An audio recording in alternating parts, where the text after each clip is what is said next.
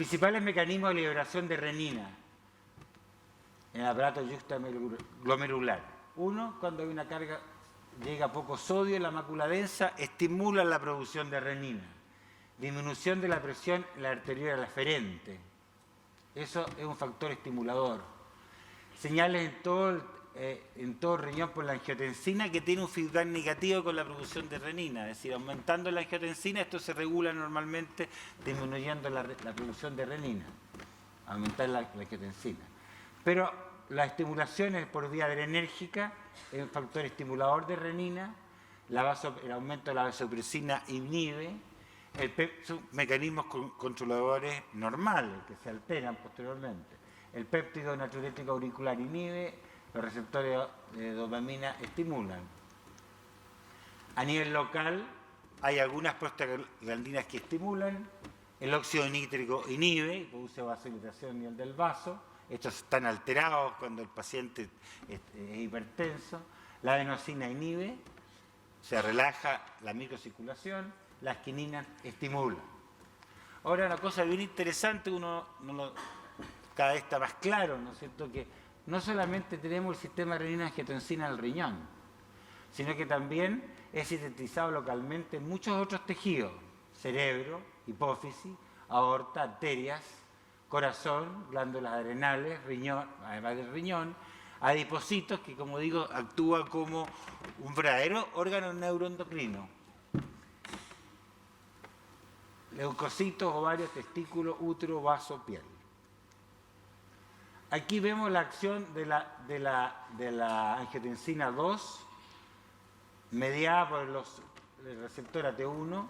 Vemos que eso tiene que ver con la activación simpática, tiene que ver con la disfunción endotelial, esta sobreactividad de la angiotensina mediada por los receptores AT1. A nivel también del corazón, con proliferación de las células, a nivel de riñón, aumentando la absorción de sodio, mayor producción de aldosterona vía adrenal, de las suprarrenales, que va a tener que ver con la fibrosis también, y además de la absorción de sodio y agua, precursores de la renina, como son la prorenina, también tiene que ver, además de la renina. Bueno, esta sobreactividad de la angiotensina mediada por los receptores AT1 tiene que ver con la producción del estrés oxidativo, de estas sustancias oxidadas, inflamación vascular, crecimiento celular, fibrosis, disfunción endotelial, aumento de aldosterona, que va a tener que ver también con la remodelación, mayor liberación de norepinefrina, y eso entonces determina ¿qué? Por un lado, hipertensión, por otro lado, intolerancia a la glucosa, que va a tener que ver también con la remodelación, aterosclerosis, progresión de la aterosclerosis, y todas estas cosas van a traducirse al final en infarto del miocardio, muerte. A nivel del vaso también, o sea, a nivel de los vasos también hay transformación, y vemos nosotros que hay activación de receptores a través de estímulos que parten en la sangre y que tienen que ver en los factores de la sangre junto con las plaquetas. Y aquí van a haber factores a nivel de la pared del vaso, donde va a haber mayor cantidad de angiotensina y que van a tener que ver con la vasoconstricción de la pared del vaso, además de todo lo general que ocurre en nuestro sistema. Entonces tenemos factores, normalmente hay factores vasodilatadores, como lo del óxido nítrico, algunas proteaciclinas, y también factores hiperpolarizantes. Pero también, como digo, hay factores que son nocivos, factores constrictores, exagerados, como son las endotelinas, la angiotensina que me acabo de referir, el tromboxano. Otras prostaglandinas. Como decía, la grasa, y eso tiene que ver con el obeso, y eso tiene que ver con el síndrome metabólico. Aquí a nivel de la grasa tenemos nosotros que hay un sistema de renina-angiotensina que se va a traducir en estimulación de las suprarrenales y se va a traducir, ya sabemos lo que pasa, aumenta la aldosterona y todo lo que se traduce en el aumento de la aldosterona. Por otro lado, la insulina, va a haber una resistencia a la insulina, va a haber poca liberación de óxido nítrico y eso también se va a traducir en un tema de trastornos, tanto en la absorción de sodio como de vasoconstricción. A nivel de la pared del vaso, ya dijimos qué pasaba con el sistema renal, el sistema cerebral, el sistema nervioso central, en cuanto al rol de que jugaría la grasa, los adipocitos. Aumentan los receptores, entonces se activan los receptores mineralocorticoides. Ahora, factores locales. Aquí tenemos que normalmente la sal que se ingiere es eliminada por el riñón con una presión arterial determinada de 100 a nivel del riñón. Ahora aquí todo el sistema se resetea a presiones mayores, o sea, el riñón elimina más sal, pero a presiones más altas. Hay una resetación, se resetea. Aquí solamente empieza a eliminar sal el riñón con presiones de 150 y eso se perpetúa. Se piensa que habría una suerte de injuria renal que limitaría la excreción de sodio. Se plantea que podría jugar un rol la hiperactividad simpática. Ahora, mecanismos de retención de sodio en hipertensos esenciales.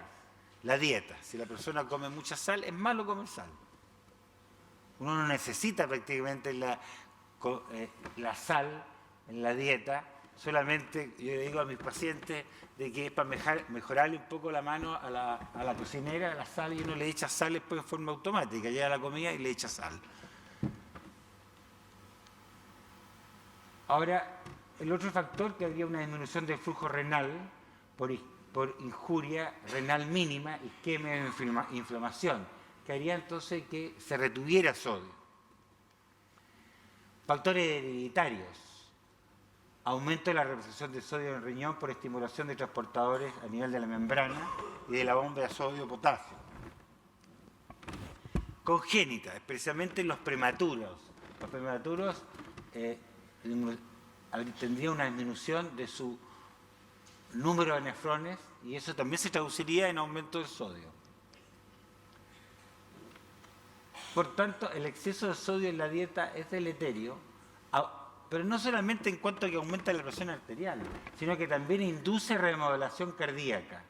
Es un determinante independiente de la hipertrofia ventricular concéntrica, produce fibrosis miocárdica intersticial y perivascular.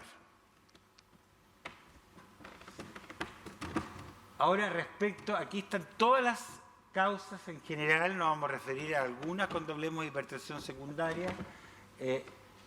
Tenemos que tener presente, antes cuando hablemos de hipertensión secundaria, que es el porcentaje menor de pacientes que lleguen a la consulta, afortunadamente para los médicos que tenemos que ver con la hipertensión arterial. Pero que si uno los diagnostica, puede solucionar la hipertensión arterial. No voy a leer todo este interminable número de causas, ya que vamos a tener más adelante, me voy a referir a ellas. Pero sí quiero destacar las parenquimatosas, o sea, un paciente que llega al médico con sospecha de hipertensión arterial, ya uno tiene que pedirle exámenes para buscar si hay una nefropatía. Dependiendo la serie, dependiendo si es en un policlínico de nefrología, donde va a haber un porcentaje de la secundaria, la más grande de todas, van a ser por hipertensión, por nefropatía. Ahora, si es a nivel de cardiología, va a haber un porcentaje un poco mayor de causas cardíacas, por ejemplo, la coartación de la aorta. Si es en un policlínico de endocrinología, el Cushing, el hiperaldosteronismo. En diabetes, bueno, la diabetes mellitus. En un policlínico de atención primaria o de medicina interna va a estar la obesidad, va a estar la diabetes. Si es en obstetricia, va a haber la preeclampsia, la eclampsia. No tenemos que olvidar que también hay un factor neurogénico. Psicogénica, aumento, sabemos el rol que pasa con el sistema nervioso central, cuando hay hipertensión endocraniana, afección aguda de la médula. Medicamentoso, no tenemos que olvidar también la medicamentosa. Factores adrenérgicos, antidepresivos tricíclicos, esteroides adrenales, estrógenos en dosis alta, inhibidores de la MAO, cocaína. El paciente cocainómano puede tener hipertensión por esa vía. AINES, ciclosporina, pacientes que están con inmunosupresores, eritropoyetina. En el Cushing, estamos hablando todavía de fisiopatología, aumenta en el Cushing la hipertensión arterial, es muy frecuente, aumenta la secreción de mineralocorticoides y de cortisol, que a su vez es un potente activador de los receptores mineralocorticoides. El exceso de cortisol sobrepasa la habilidad de la enzima que degrada el cortisol. Sabemos que el exceso de cortisol se va a traducir en una mayor estimulación de receptores renales de mineralocorticoides, con aumento de la absorción de sodio y aumento de volumen extracelular e intravascular, por ende. Estimula la síntesis de sustrato de renina y la expresión de receptores de angiotensina, que aumenta la presión arterial. En cuanto al hiperaldosteronismo, el aumento de la aldosterona se va a traducir en aumento de la absorción de sodio, en hipernatremia, y eso aumenta la volemia, aumenta el volumen plasmático e hipertensión arterial, frenándose el sistema renina-angiotensina, está frenado, pero está aumentado por esta vía. Hipocalemia, y la hipocalemia, el aumento de la excreción de potasio lleva a hipocalemia con debilidad, que va a servir para los diagnósticos posteriores, para sospecharla, debilidad muscular, alcalosis metabólica, poliuria.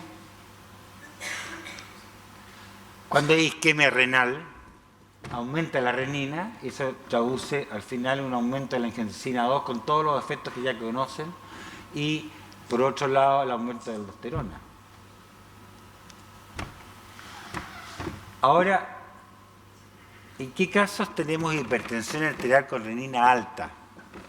Fisiopatología.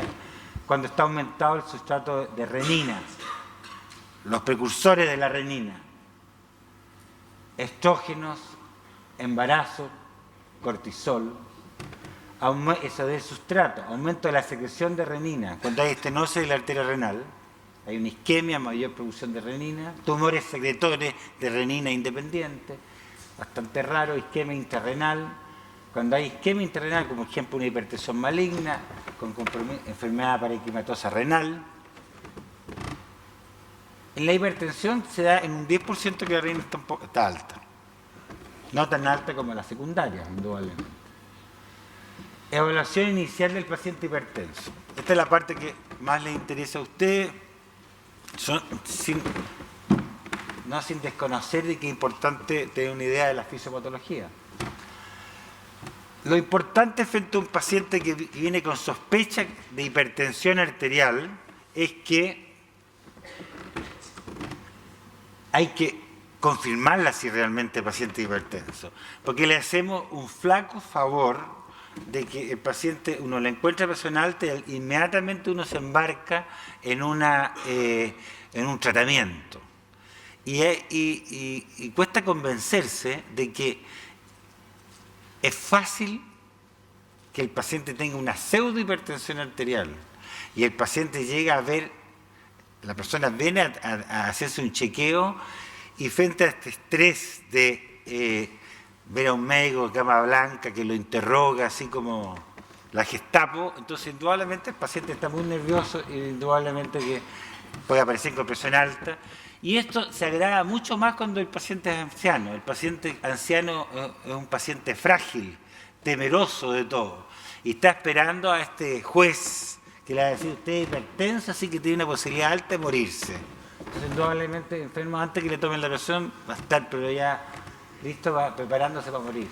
Bueno, entonces tenemos que el diagnóstico. Y la paradoja que la tomada de presión en la consulta, que podría ser como más fiel, el paciente agrega un factor subjetivo que va a aparecer como hipertenso y no es hipertenso, en un porcentaje de pacientes. Eso lo tenemos que tener presente y tenemos que darle mucha importancia a la toma de presión. Bueno, entonces, y sabemos que hay otras medidas para subsanar este tema de la hipertensión de la bata blanca. Una vez que nosotros hemos hecho el diagnóstico, es importante la evaluación del riesgo cardiovascular global. No solamente el tema de la hipertensión, sino que también qué otras cosas tiene que van a agravar que el paciente sea hipertenso. Y por supuesto, la detección de formas secundarias, que como digo, son afortunadamente bastante pocas. En general es raro encontrarse con hipertensiones secundarias de toda esta larga lista que encontramos, pero tenemos que saber de qué puede darse. Lo importante es que en algunos casos pequeños nosotros podemos diagnosticarla y subsanar la hipertensión. Sabemos que si el enfermo tiene, por ejemplo, es obeso y tiene apnea, bueno, a ese paciente si le tratamos eso, puede desaparecer la hipertensión. Bueno, en cuanto a la clasificación, esta edificación de la hipertensión en la medición de la presión arterial en la consulta, esta es la clasificación que se utiliza, tenemos que, y es la que se ha usado en el Joint Commission 7, se usa en Europa. Tenemos que el normal, el que tiene presiones arteriales a nivel de la consulta, menos de 120 y menos de 80. Pero se habla también de prehipertensión. Ya vamos a ver en qué casos nosotros nos vamos a preocupar de esta prehipertensión. Prehipertenso que tiene presión entre 120 y 139, y entre 80 y 89 o 80 y 89 presiones diastólicas. Etapa 1, que encontremos nosotros presiones arteriales de 140 a 159 presiones sistólicas o 90 a 99. Tomamos la presión varias veces y tiene esa presión. Podría ser que el paciente está falseada, porque es hipertensión de bata blanca. Etapa 2, cuando el paciente se presenta con presiones de 160 de sistólica o 100 de diastólica, o aislada, solamente presión sistólica de 140 o 90. Ocurre a veces en los jóvenes que uno tiene presiones que no son altas, las presiones sistólicas, y las diastólicas son 90. A veces uno no le puede tomar muy bien a los pacientes obesos la presión arterial, les cuesta encontrar la arteria, no es fácil, hay que hacer tiempo. Bueno, el cálculo de la presión arterial tiene que hacerse sentado y se basa en la media de 2 más lecturas en 2 visitas diferentes. A veces ocurre que uno rápidamente sabe que este paciente es hipertenso, y a veces el paciente viene con exámenes que muestran que tiene hipertrofia, o ya está clarísimo por todos los antecedentes y por las cifras de presiones arteriales, uno parte inmediatamente con el tratamiento. Bueno, hasta el Joint National Commission 7, la misma clasificación la tomó también el JNC 8. Los europeos, hasta aquí son muy parecidos, pero agregan la hipertensión, grados más altos de hipertensión, cuáles son los grado 3, mayor o igual a 180, mayor o igual a 110 de diastólica, y la sistólica aislada, mayor o igual a 140 o menor de 90, igual que la otra clasificación. Ahora bien, en la consulta, hablamos, resumiendo, presiones mayor o igual a 140 de sistólica o mayor o igual a 90 de diastólica. En el holter de presión, si le hacemos un holter de presión, las presiones que son mayores o iguales de 135 de sistólica o diastólicas mayores o iguales a 85 milímetros de mercurio en el día. Esto es igual también en la presión que se toma en domicilio. Y en la noche, en el holter de presión, tenemos presiones mayores o iguales a 120 o mayores o iguales a 70 de diastólica. En 24 horas, el Hall te da la información de presiones de 24 horas, presiones mayores o iguales a 130 de sistólica y mayor o iguales a 80 de diastólicas. Ahora,